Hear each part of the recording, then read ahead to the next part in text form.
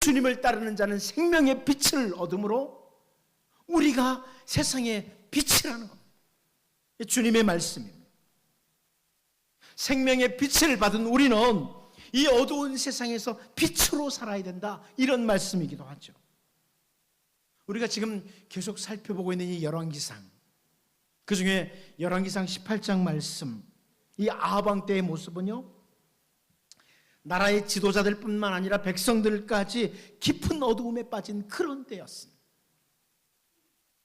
바로 그렇게 칠흑같이 어두움의 때에 오늘 본문에 나타나는 선지자 엘리야는 한마디로 그 시대의 세상의 빛이었습니다. 그 시대의 세상의 빛이었어요. 그러니까 우리가 오늘 본문을 보면서 그 아하방 때 온통 캄캄하기 그지없는 그때에 그 어두운 때 세상의 빛으로서의 모습으로 역할을 수행해냈던 엘리야의 모습을 본문을 통해 좀 확인하면서 우리의 때, 우리가 살아야 될 삶을 다시 한번 점검하며 기도하고 다짐하고 달려가는 세상의 빛으로서의 우리의 삶이 있기를 원합니다. 첫 번째로 우리는 오늘 본문에서 무엇을 볼 수 있냐면 비록 반응이 없더라도 하는 겁니다. 이 어두운 세상에 빛을 비춘다고 하지만 아무런 반응이 없을 수 있다는 거죠. 우리 오늘 본문 21절을 같이 한번 읽어보도록 하겠습니다. 21절 같이 봅니다. 시작. 엘리야가 모든 백성에게 가까이 나아가 이르되 너희가 어느 때까지 둘 사이에서 머뭇머뭇하려느냐? 여호와가 만일 하나님이면 그를 따르고 바알이 만일 하나님이면 그를 따를지니라 하니 백성이 말 한마디도 대답하지 아니하는지라.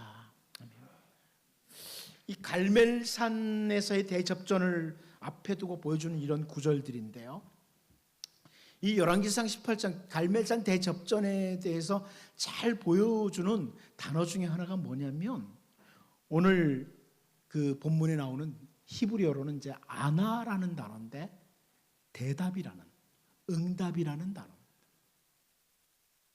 여러분이 열왕기상 18장을 쭉 보다 보면 대답이라는 단어, 응답이라는 단어가 자주 나오면서 이 본문을 이끌고 있습니다. 엘리야가 하나님이, 여호와가 하나님이라면 하나님 따르고 바알이 신이라고 하면 바알 따르라. 백성들이 아무런 대답도 안 해요. 아무런 대답도 하지 않았다.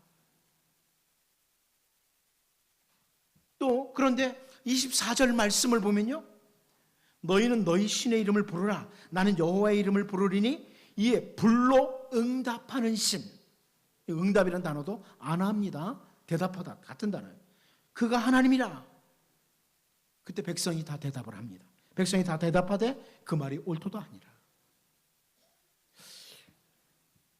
올바로 하나님을 따르라고 촉구를 해도 아무런 반응이 없던, 대답이 없던 그런 이스라엘 백성들에게 엘리야가 제단 쌓자, 그리고 불로 대답하는 신, 불로서 대답하는 그가 바로 참된 신이다, 진짜 우리가 섬겨야 될 신이다 하면서 이 아나라고 하는 대답, 응답이라는 단어가 계속 반복돼서 사용돼요. 그랬더니 그때 이제 그 백성들이 자기들하고는 관계없잖아요. 어떤 신이 대답하든지. 그러니까 그때 아나 대답을 했다는 거예요. 우리는 이 부분을 보면서 뭘 하나 볼 수 있냐면 어두움의 때의 공통적인 특징 중에 하나가 올바른 반응을 안 한다는 겁니다. 어두움의 때의 공통적인 특징 중에 하나는 올바른 반응을 안 한다는 겁니다. 여러분이 지금 어두움에 매여 있는지를 확인하기 위해서 내가 하나님께 올바른 반응을 하느냐, 가정에서 가족들에게 올바른 반응을 하고 있느냐, 공동체에서 올바른 반응을 하고 있느냐, 이런 것들을 확인해 보셔야 됩니다. 올바른 반응을 하고 있느냐. 어두움의 때의 공통적인 특징, 어둠에 묻힌 사람들의 공통적인 특징 중에 하나는 올바른 반응을 하지 않는다는 겁니다. 아하방 때 하나님을 놓치고 바알을 따르는 그 왕과 백성들의 땅에 비와 이슬이 없다, 이런 선포를 엘리야 선지자가 했었죠. 이스라엘이 물로 인해서 고통을 당했어요. 그래서 오늘 본문 21절에서 선지자 엘리야가 바알과 여호와 하나님 사이에서 머뭇거릴 때가 아니다. 지금은 올바로 반응을 해야 될 때다. 여호와가 만일 하나님이면 하나님 따르고 여호와를 따르고, 바알이 만일 하나님이면 그 바알을 따라라. 둘 중 사이에서 머뭇거리지 말아라 촉구를 합니다. 하지만 어두움에 묻힌 백성들이 아무런 반응을 안 하려고 그러는 거예요. 그 부분에 대해서. 여러분, 선지자 아모스 때예요. 선지자 아모스가 아모스 4장 6절을 통해서 이런 말씀을 합니다. 한번 여러분 눈으로 따라와 보십시오. 또 내가 너희 모든 성읍에서 너희 일을 깨끗하게 하며 너희의 각 처소에서 양식이 떨어지게 하였으나 너희가 내게로 돌아오지 아니하였느니라. 여호와의 말씀이니라. 무슨 말씀입니까? 여기 일을 깨끗하게 했다, 양식이 떨어지게 했다, 같은 의미의 표현이죠. 이가 깨끗하다, 아무것도 먹은 게 없다는 거예요. 이를 닦을 필요가 없다는 거죠. 먹은 게 없으니까. 그렇게 하시면서 하나님이 하나님께로 돌아오기를, 올바로 반응하기를 기대하셨다는 거예요. 하나님께서 이스라엘 백성들이 계속 곁길로, 잘못된 길로 가니까 먹을 것이 없도록, 양식이 떨어지도록 그렇게 하시면서까지 이렇게 하면 돌아오지 않겠나? 이렇게 했는데도 안 돌아왔다는 거예요. 반응을 올바로 보이지 않았다는 거예요. 계속해서 아모스 선지자를 통해서 주시는 말씀이 다음 부분에 아모스 4장 7절 8절에도 나옵니다. 또 추수하기 석 달 전에 내가 너희에게 비를 멈추게 하여 어떤 성읍에는 내리고 어떤 성읍에는 내리지 않게 하였더니 땅 한 부분은 비를 얻고 한 부분은 비를 얻지 못하여 말랐으며 두세 성읍 상하람이 어떤 성읍으로 비틀거리며 물을 마시러 가서 만족하게 마시지 못하였으나 너희가 내게로 돌아오지 아니하였느니라. 여호와의 말씀입니다. 비를 주관하시는 하나님께서 비를 내리지 아니하심으로 목이 마르도록 하셨는데도 불구하고 백성들이 올바로 반응을 안 했다는 거예요. 하나님께로 돌아오지 않았다는 거예요. 아합의 때도 동일합니다. 비가 내리지 않도록 함으로 이제는 바알이 아닌 하나님께로 돌아오도록 하셨지만, 엘리야가 올바로 바라보고 따라야 될 하나님을 촉구해도 백성들은 반응하지 않습니다. 여러분, 때로는 하나님께서 우리에게 우리의 생각에 참 좋은 것들을 주십니다. 때로는 우리의 생각에 너무 힘들다, 하나님 왜 이런 것들을 주시지, 왜 이런 아픔을 주시지, 그럴 때도 있습니다. 그런데요, 그 모든 것들을 통해서 하나님이 우리에게 기대하시는 것은 올바른 반응입니다. 때로는 기쁨을 주시고 때로는 눈물을 주시지만 그런 것들을 통해서 하나님을 향해 올바로 반응하도록 이걸 기대하시는 거예요. 그런데 어두움에 매이면 반응을 안 합니다. 아무리 아파도 반응을 안 해요. 슬퍼도 반응을 안 하는 거예요. 어두움의 때의 큰 특징은 아무리 진리를 외쳐도 사람들이 반응하지 않습니다. 그럼에도 불구하고 세상에 비친 엘리야는 빛을 비추는 거예요. 진리를 선포하는 거예요. 마찬가지입니다. 여러분, 이 시대가 어둡기에 우리가 아무리 생명의 복음, 십자가의 복음 선포해도 사람들이 반응하지 않을 수 있습니다.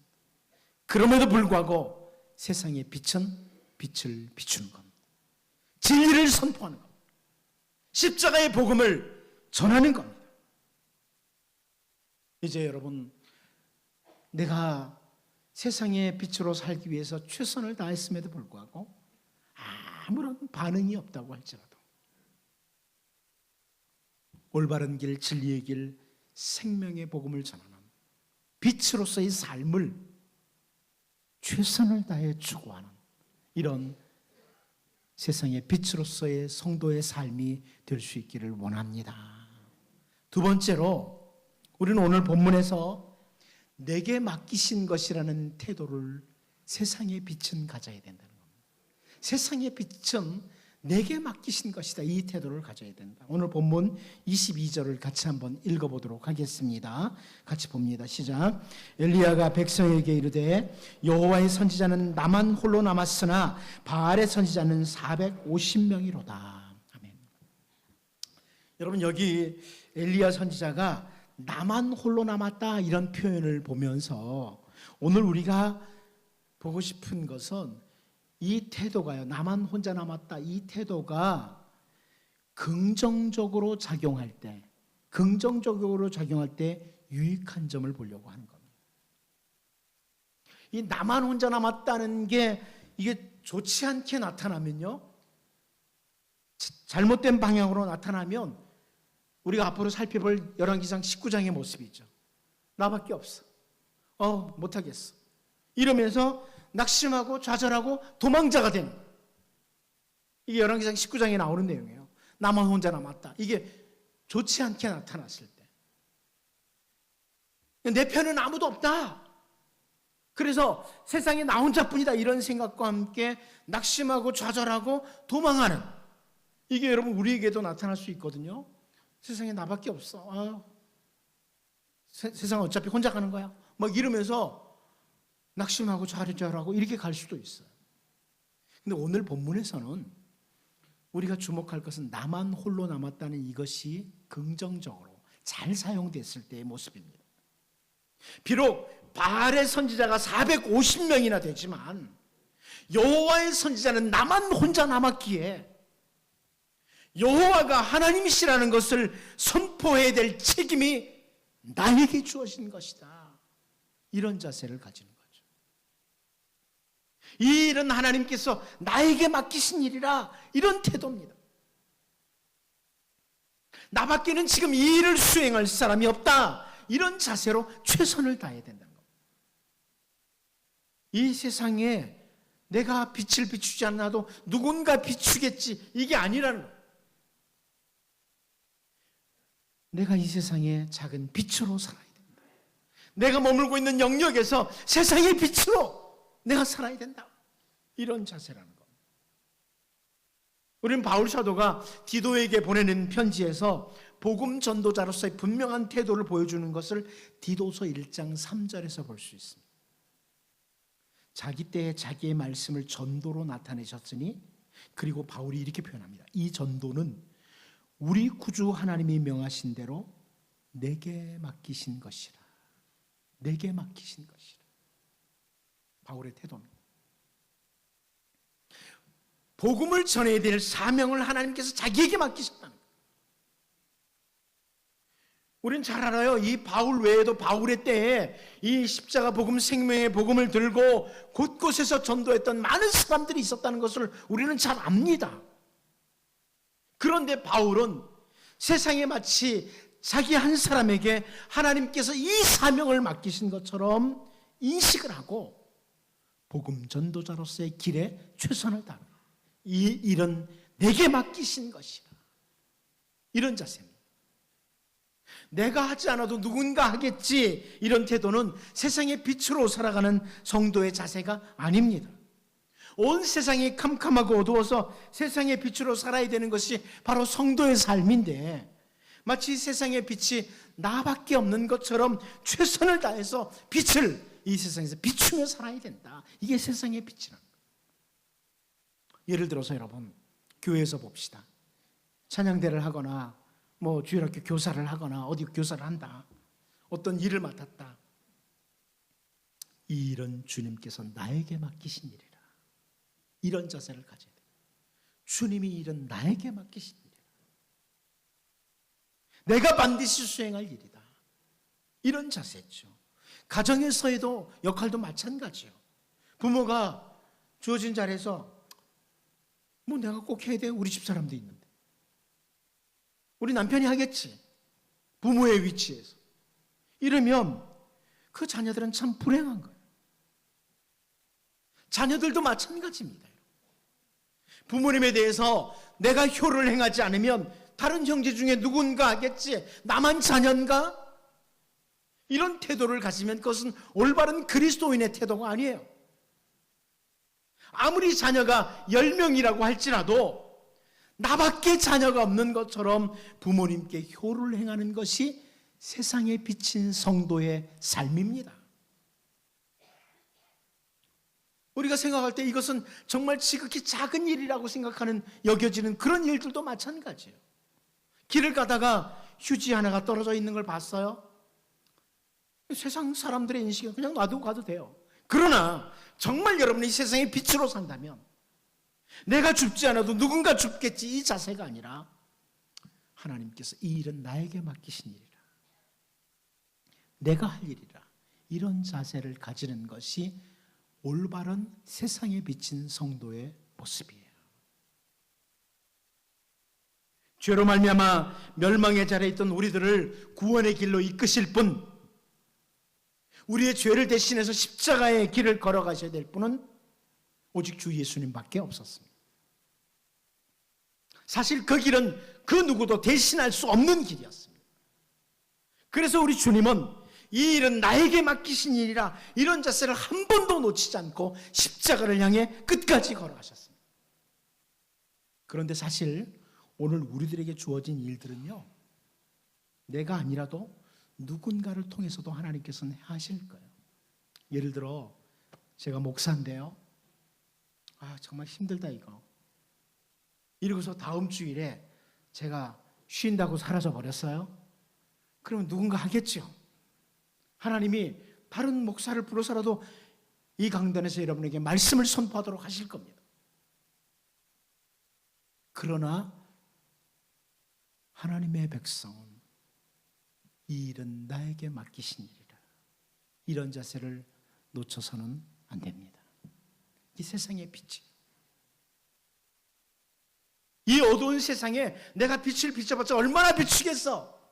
하지만 내가 있는 영역에서 이 일은 나에게 맡기신 일이라, 그런 자세로 빛을 비추는 것, 이게 바로 올바른 성도의 모습입니다. 엘리야는 나밖에는 없다, 이런 자세로, 바알의 선지자는 450이지만 여호와의 선지자는 나 혼자밖에 없다, 이런 자세로 그들과 맞서 싸우는 겁니다. 세상의 빛입니다.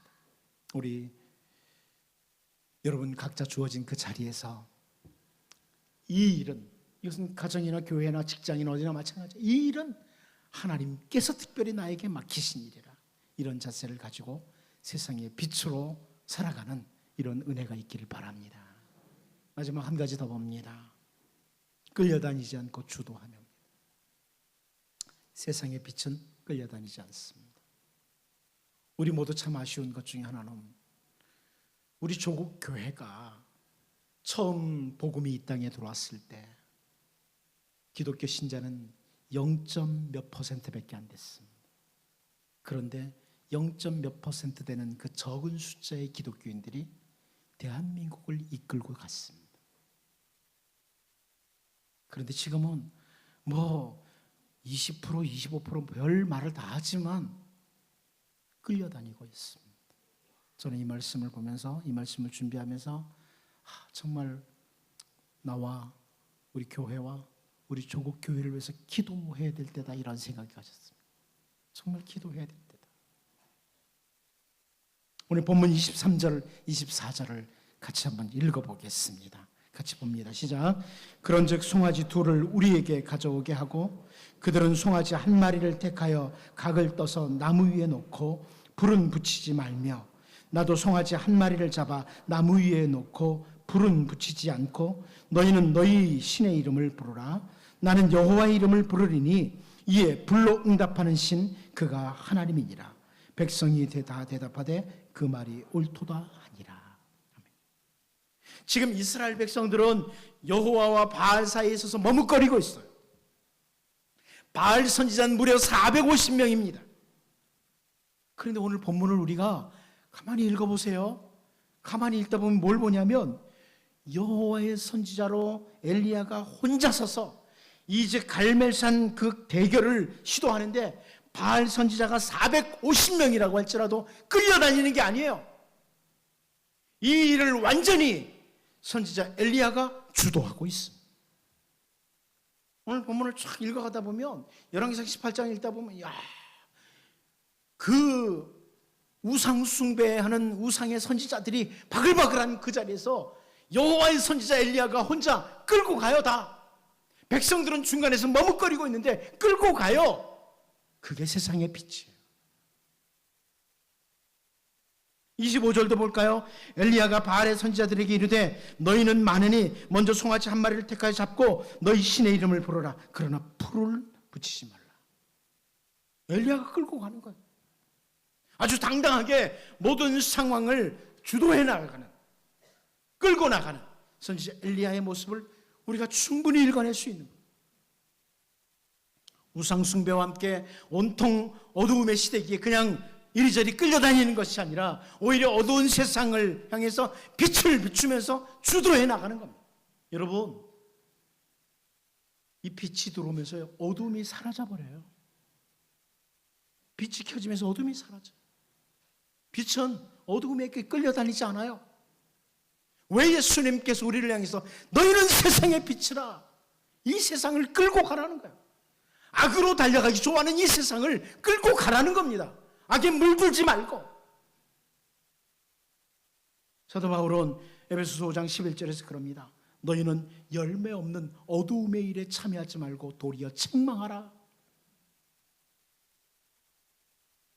어두움의 일에 끌려다니지 않을 뿐만 아니라 참여하지도 말아라. 그리고 도리어 이 어두운 세상에 대해서 책망을 해라. 죄를 깨닫게 하라는 의미입니다. 그런데 왜 우리 조국교회가 점점 그 사명을 수행하지 못하느냐? 세상의 빛으로 사명을 못하느냐? 어두움의 일에 참여해요.